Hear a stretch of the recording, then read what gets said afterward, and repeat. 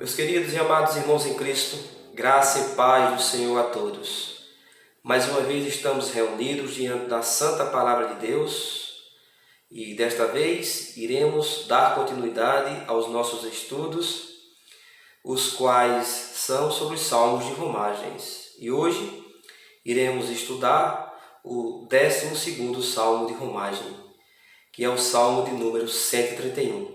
Mas antes de começar a exposição deste Salmo, eu queria relembrar rapidamente o que vimos na semana passada no Salmo de número 130. Então, se você estiver com a sua Bíblia aberta, coloque seus olhos no Salmo 130, o qual, neste momento, eu vou estar fazendo uma breve revisão. Em primeiro lugar, meus irmãos, semana passada no Salmo 130, vimos ali o salmista buscar ao Senhor, pois o salmista está com a sua alma profundamente angustiada, e o motivo desta angústia era o pecado. Sendo assim, o que ele faz? Ele clama ao Senhor. Ele pede ao Senhor que pelo menos escute a sua voz, que o Senhor viesse ouvir as suas súplicas. Em segundo lugar, meus irmãos, dos versos 3 ao 4, vemos ali que o salmista ele vai reconhecer que o perdão vem tão somente do Senhor. E ele diz: se o Senhor viesse a observar todas as iniquidades dos homens, todos estariam perdidos. Ninguém escaparia das mãos do Senhor. Então o salmista se vê ali indigno do perdão do Senhor, pois ele é um pecador. Ele se vê perdido. Todavia, no verso 4, ele reconhece que o Senhor é gracioso. Sendo assim, o perdão poderia vir das mãos do Senhor, onde ele diz: contigo, porém, está o perdão. Então o salmista ele vai reconhecer que o Deus Santo, Santíssimo, só Ele poderia perdoar pecados. Em terceiro lugar, meus irmãos, dos versos 5 ao 6, o que o salmista faz? Ele vai esperar pelo perdão do Senhor. Ele diz: aguardo o Senhor, a minha alma o aguarda, eu espero na sua palavra. No verso 6 ele diz: a minha alma anseia pelo Senhor, mais do que os guardas pelo romper da manhã. Então, o salmista, depois que reconhece que o perdão vem de Deus, ele faz o quê? Ele espera. Ele espera pela vontade do Senhor sobre a sua vida. Ele está ansioso, pois o mesmo estava angustiado, triste. Vale ressaltar, meus irmãos, que o pecado, ele conduz o crente a profundas angústias, a tristeza. Então o salmista se vê desta forma. Sendo assim, o que é que ele faz? Ele reconhece que o perdão vem de Deus, então ele, de uma maneira ansiosa, ele agora espera pelo aquele perdão do Senhor, o qual o iria restaurar a sua alma, iria trazer uma felicidade. Desta maneira, meus irmãos, o que o salmista faz? Depois que ele reconhece tudo isto, ele exorta a Israel, o povo de Deus. É o nosso quarto ponto que vimos semana passada, do verso 7 ao 8. Ele exorta que toda a igreja venha confiar no perdão do Senhor. Olha o que ele diz aqui, não é? Espera Israel no Senhor, pois nele há misericórdia e copiosa redenção, abundante graça, abundante misericórdia. O salmista, ele vai, meus irmãos, exortar a todo o povo de Deus a esperar no Senhor, pois somente nele há perdão de pecados e em mais ninguém. E assim terminamos, meus irmãos, o nosso estudo semana passada, deste Salmo 130, o Salmo belíssimo. Hoje, então, como já falei desde o início, iremos estudar o Salmo de número 131, o qual, neste momento agora, eu vou estar fazendo a leitura e peço aos meus queridos irmãos que estão aí em seus lares que me acompanhem neste momento. O Salmo 131 nos diz assim: Senhor, não é soberbo o meu coração, nem altivo o meu olhar. Não ando à procura de grandes coisas, nem de coisas maravilhosas demais para mim. Pelo contrário, fiz calar e sossegar a minha alma, como uma criança desmamada se aquieta nos braços de sua mãe. Como essa criança é a minha alma para comigo. Espera, ó Israel, no Senhor, desde agora e para sempre. Vamos orar ao Senhor.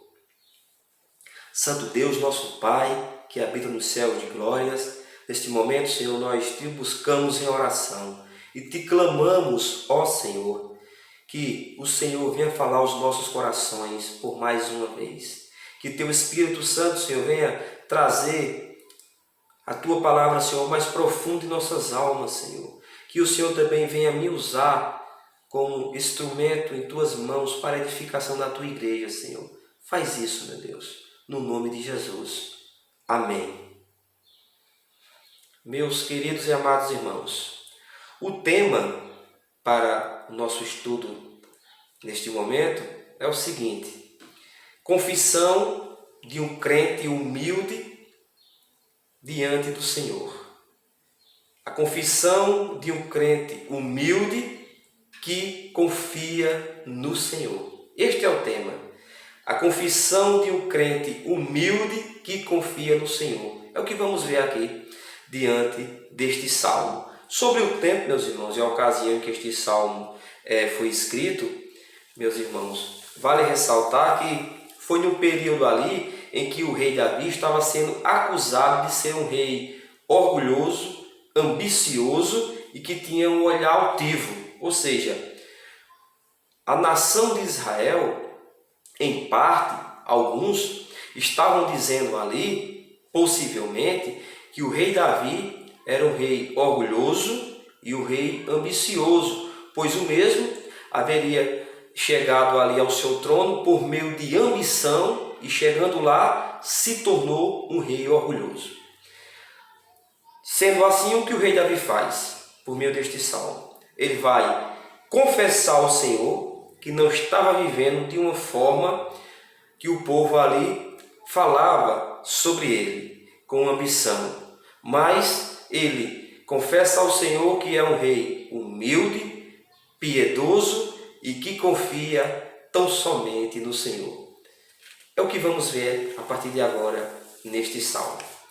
Para compreendermos melhor, meus irmãos, este salmo 131, eu quero dividir ele em 3 partes. Em primeiro lugar, no verso 1, veremos a confissão de um coração humilde. Em segundo lugar, no verso 2, vamos ver um coração satisfeito no Senhor. E em terceiro lugar, veremos que toda a igreja deve esperar pela vontade do Senhor. Amém? Vamos lá?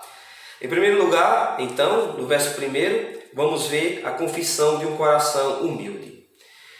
Neste verso 1, meus irmãos, aqui, o rei Davi, ele vai pegar as palavras ali dos seus acusadores e diante do Senhor, o que ele faz? Ele confessa que não estava praticando o que eles expressavam sobre ele. O que a maioria ali, ou seja, as pessoas ali no seu reino, seus súditos, alguns, diziam sobre eles. Então, em sua confissão, o rei Davi, ele pega essas 3 acusações ali, e diante dessas 3 acusações, ele vai fazer uma defesa diante do Senhor. Aquele que conhece toda a sua vida, aquele que conhece o seu coração. E ele vai, meus irmãos, aqui, em primeiro lugar, no verso 1, dizer, diante da primeira acusação, que não é um rei orgulhoso. Olha o que ele diz aqui: ó, Senhor, não é soberbo o meu coração. Ou seja, ele diz: Senhor, o que este povo está falando aí, que eu sou um rei soberbo, isso não procede, eu não sou assim. Vale ressaltar, meus irmãos, que a palavra coração das Escrituras significa nosso ser, nossa mente. E isto envolve nossa vontade, desejos e decisões. Quando você se deparar com um texto nas Sagradas Escrituras que fala sobre coração, isso não quer dizer o nosso órgão que temos. Não, mas quer dizer a mente, o que se pensa. Neste sentido, Davi aqui quer dizer que, como rei, sua vontade ali e decisões não procedem de um coração soberbo, mas de um coração piedoso e humilde diante do Senhor. Vale ressaltar também, meus irmãos, que a soberba é um grande pecado. O orgulho ou a soberba é um grande pecado contra o Senhor, pois o soberbo ou o orgulhoso se acha sempre superior aos demais. Ele se acha melhor do que os outros, aquele que não depende de ninguém. Sendo assim, ele nem ama o próximo, pois ele ama a si mesmo. Ele se acha um Deus.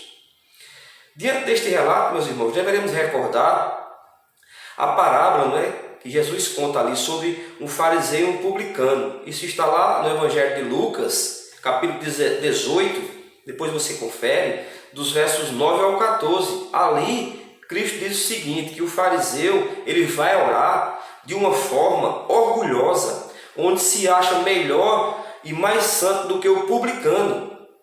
Sendo assim, meus irmãos, Cristo diz que este fariseu ou soberbo seria o quê? Humilhado, rejeitado, julgado pelo Senhor. De outra forma, o publicano humilde, que faz aquela oração humilde diante do Senhor, Cristo diz que ele será o quê? Exaltado diante de Deus, será reconhecido como um homem humilde perante o Senhor. A Bíblia também nos diz, meus irmãos, que o Senhor, ele abomina todo o arrogante ou soberbo. Este relato está lá em Provérbios 16, verso 5. Olha o que nos diz a palavra de Deus. Abominável é ao Senhor todo o arrogante de coração. É evidente que não ficará impune. De outra forma, a Bíblia também nos diz que os humildes são bem-aventurados. Quem nos diz isto é o próprio Cristo, ali no Sermão do Monte, na primeira das bem-aventuranças ali. Ele diz lá em Mateus 5,3, bem-aventurados os humildes de espírito, porque deles é o reino dos céus. Então, meus irmãos, Davi aqui, ele se coloca diante do Senhor, não como rei soberbo, mas como rei humilde. Continuando, meus irmãos, a sua confissão aqui, do verso 1 ainda, diante do Senhor, Davi agora diz que o seu olhar não é altivo. Ele diz, Senhor, não é soberbo o meu coração, nem altivo o meu olhar. O que ele quer dizer aqui?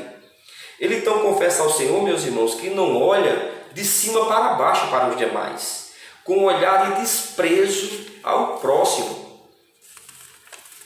O rei Davi está dizendo aqui ao Senhor, Senhor, eu não sou melhor do que ninguém. Eu não olho de cima para baixo, como se eu fosse o melhor. Vale ressaltar também, meus irmãos, que Davi sabe que o Senhor, ele condena todo aquele que tem um olhar altivo, um olhar de superioridade sobre os demais. Lá, aqui mesmo, no livro de Salmos 18, 27, diz assim, o próprio rei Davi, diz assim, porque tu salvas o povo humilde, mas os olhos altivos tu os abate. Olhar altivo, meus irmãos, também, que despreza o próximo, é pecado, é um grande pecado. Provérbios 21, 4 diz o seguinte, olhar altivo e coração orgulhoso, a lâmpada dos perversos, são pecado. Interessante, não é que Salomão diz que é como uma lâmpada, o olhar altivo e o coração orgulhoso para os perversos.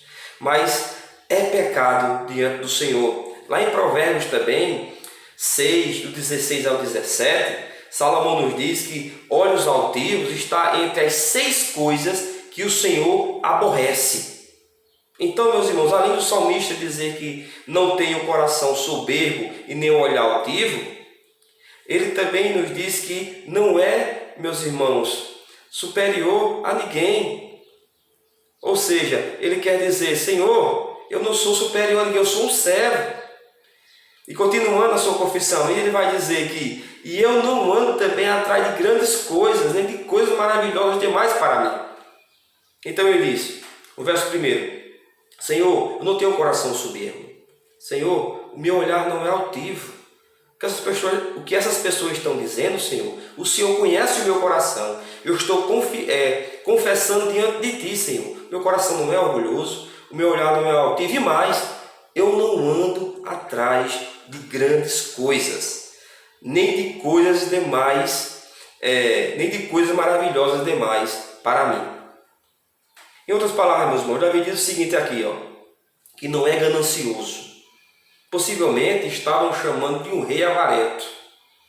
Isto é, o que o povo dizia sobre ele. No entanto, Davi sabia, meus irmãos, bem que o seu reinado e tudo que conquistou veio tão somente do Senhor. Foi o Senhor que o escolheu como rei. Foi o Senhor que mandou o profeta Samuel ir na casa do pai dele, de Jessé, e ali ungir como rei. A ideia aqui, meus irmãos, então, é que Davi não procurava por coisas que estavam além do seu alcance, pois ele reconhecia seu limite. Então, as grandes coisas maravilhosas aqui no seu contexto, como honra, riqueza, um grande palácio que ele vivia, como bem sabemos, provém tão somente do Senhor. Neste sentido que Davi faz, ele descansa seu coração na providência do Senhor. E o que aprendemos, meus irmãos, aqui em primeiro lugar, neste verso primeiro, e podemos aplicar sobre nossas vidas? O que aprendemos aqui? Temos algumas perguntas a fazer diante deste verso. De que maneira estamos vivendo? Com um coração orgulhoso ou com um coração humilde? De que forma as pessoas estão olhando para nós? Quando nos acusam, será que estão mentindo ou estão falando a verdade? Se estão mentindo, fique em paz com Deus, pois você chega diante do Senhor e confesse, como o rei Davi aqui confessou, que tem um coração puro e não orgulhoso. Mas, se estiverem falando a verdade, peça perdão ao Senhor. Chegue diante de Deus e confesse os seus pecados diante do Senhor. Vale ressaltar, meus irmãos, que o pecado muitas vezes ele nos conduz à soberba, ao olhar altivo, a cobiçar grandes coisas que às vezes nunca teremos condições de ter. Entretanto, meus irmãos, deveremos orar ao Senhor e pedir sempre perdão. Além disso, também deveremos, meus irmãos, ser humildes para com os outros. Paulo, ele vai exortar, o apóstolo Paulo, ele vai exortar os crentes ali de Filipos, quando ele escreve ali a carta aos filipenses, para que eles ali, meus irmãos, viessem ser humildes com os demais irmãos. Este relato está lá em Filipenses 2, verso 3. Me escutem com atenção. Olha o que o apóstolo Paulo diz ali. Nada façais por partidarismo ou vanglória, mas por humildade, considerando cada um os outros superiores a si mesmo. O que o apóstolo Paulo quer dizer aqui? Considere o próximo como superior a você.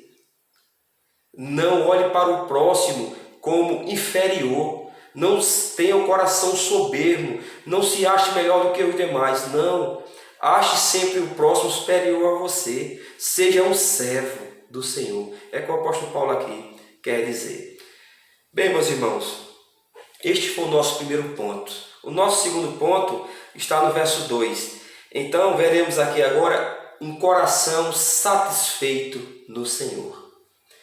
O salmista então diz aqui, meus irmãos, começando no verso 2, pelo contrário, fiz calar e sossegar a minha alma. Em outras palavras, meus irmãos, Davi, ele diz ao Senhor que vive de uma maneira ao contrário do que o povo ali diz sobre ele.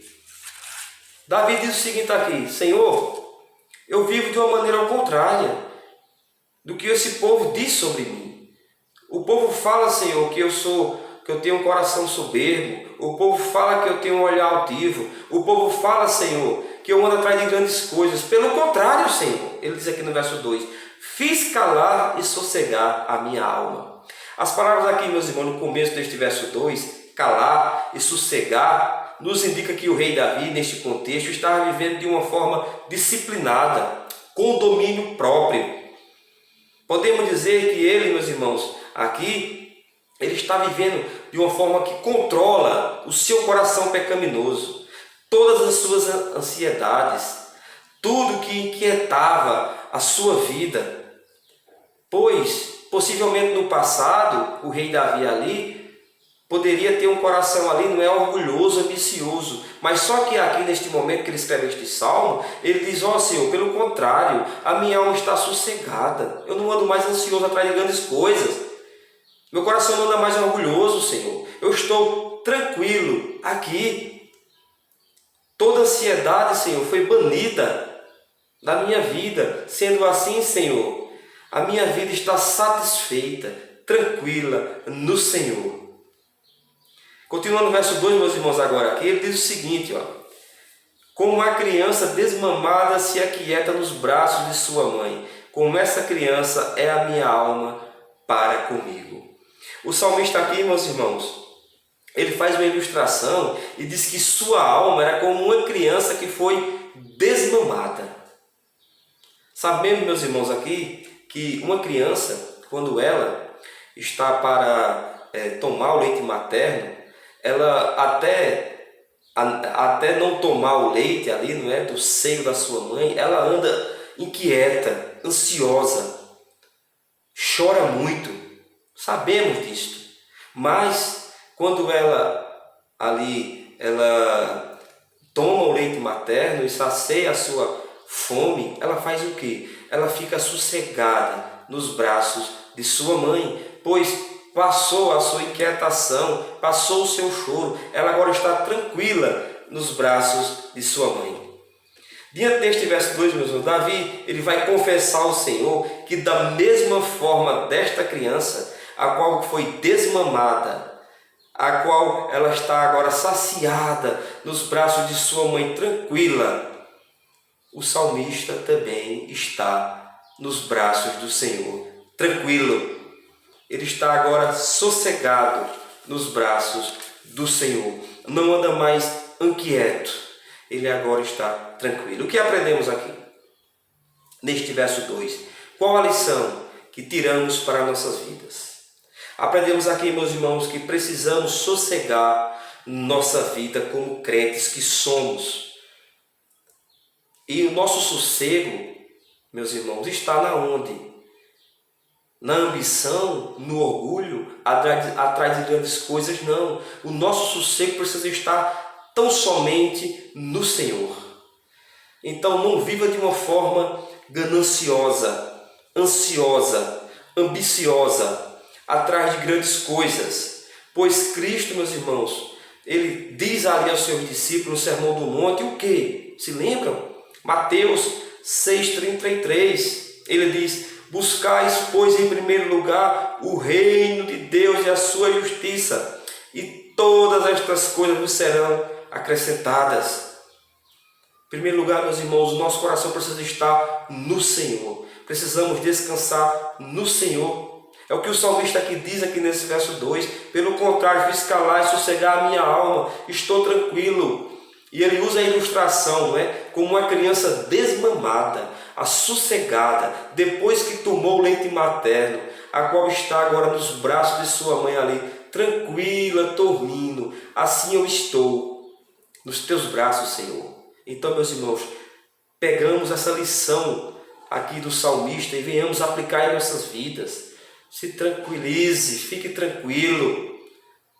Peça a Deus domínio sobre o seu coração ganancioso, orgulhoso, que anda desesperado atrás de grandes coisas.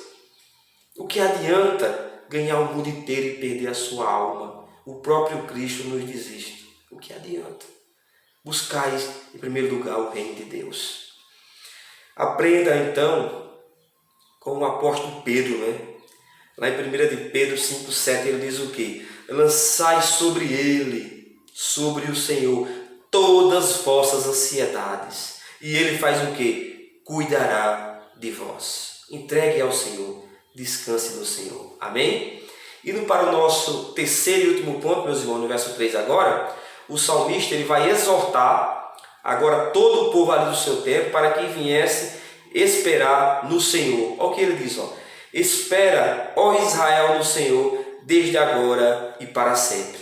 E este é o nosso terceiro ponto, que toda a igreja deve esperar pela vontade do Senhor. O que aprendemos aqui, meus irmãos? Você tem esperado pela vontade do Senhor? Ou você tem agido conforme o desejo do seu coração pecaminoso? Saiba, meus irmãos, que o pecado habita dentro de nós. E o pecado, meus irmãos, ele torna o homem orgulhoso. Ele torna o homem, meus irmãos, de uma forma que não precisa de mais ninguém. E este homem, meus irmãos, ele vai andar atrás de grandes coisas. E o fim, meus irmãos, não é nada. O fim não é nada, meus irmãos. O caminho, meus irmãos, verdadeiro é Cristo. Há caminhos que para o homem, meus irmãos, parece perfeito, mas o fim é caminho de condenação. Deveremos, meus irmãos, seguir o caminho de Cristo. A nossa alma precisa estar satisfeita no Senhor. Toda a igreja, todo crente precisa confiar no Senhor. De que forma você tem esperado? No Senhor ou você tem agido conforme o seu coração? Vamos terminar nossa exposição, meus irmãos, lendo aqui um texto que está no Salmo número 62, dos versos 5 ao verso 6, onde o salmista ali, o rei Davi, exorta também de outra forma ali o povo de Deus a esperar no Senhor. Abra sua Bíblia no Salmo 62, vamos ler agora dos versos 5 ao 6. Diz assim: somente em Deus, ó minha alma, espera silenciosa, porque dele vem a minha esperança. Só ele é a minha rocha e a minha salvação, e o meu alto refúgio, não serei jamais abalado. Não serei jamais abalado. Meu querido irmão, sossegue a sua alma, espere no Senhor, descanse nos braços do Senhor, como uma criança, depois de desmamada, descansa nos braços de sua mãe. Tranquila, precisamos estar assim, nos braços do Senhor. Amém? Vamos orar ao Senhor neste momento. Santo Deus, nosso Pai poderoso, que habita no céu de glórias, nós te agradecemos, Senhor, por Tua palavra que foi pregada nesse momento, Senhor. Obrigado, Senhor, por Tua palavra, a qual tem nos exortado, Senhor, a qual tem nos disciplinado, Senhor. Obrigado, Senhor. Também eu te peço, Senhor, que o Teu Espírito Santo nos comova neste momento, para que venhamos a praticar a Tua palavra, Senhor. Transforma corações neste momento, Senhor, os quais, de uma forma, Senhor, procedem orgulhosos, com olhares altivos, atrás de grandes coisas, Senhor. Não, Senhor. Ó, Senhor, não deveremos viver assim. Deveremos, Senhor, buscar em primeiro lugar o Teu reino e a Tua justiça. Deveremos, Senhor, sossegar o nosso coração em Ti, Senhor. O que adianta, Senhor, ganhar o mundo inteiro, correr tanto e perder, Senhor, a nossa alma? Como Salomão diz, Senhor, ali em Eclesiastes, tudo é correr atrás do vento, tudo é vaidade, Senhor. Então, Senhor, que venhamos sossegar tão somente em Ti. E deveremos, Senhor, esperar pela Tua vontade, Senhor. Pela Tua vontade, a qual será feita, Senhor, sobre nós. E a Tua vontade, Senhor, sempre é perfeita e agradável. É assim que nós te oramos, meu Deus, no nome de Jesus. Amém. Que Deus abençoe meus queridos irmãos. E próxima semana, se Deus permitir, estaremos dando continuidade aos nossos estudos. Em nome de Jesus. Deus os abençoe.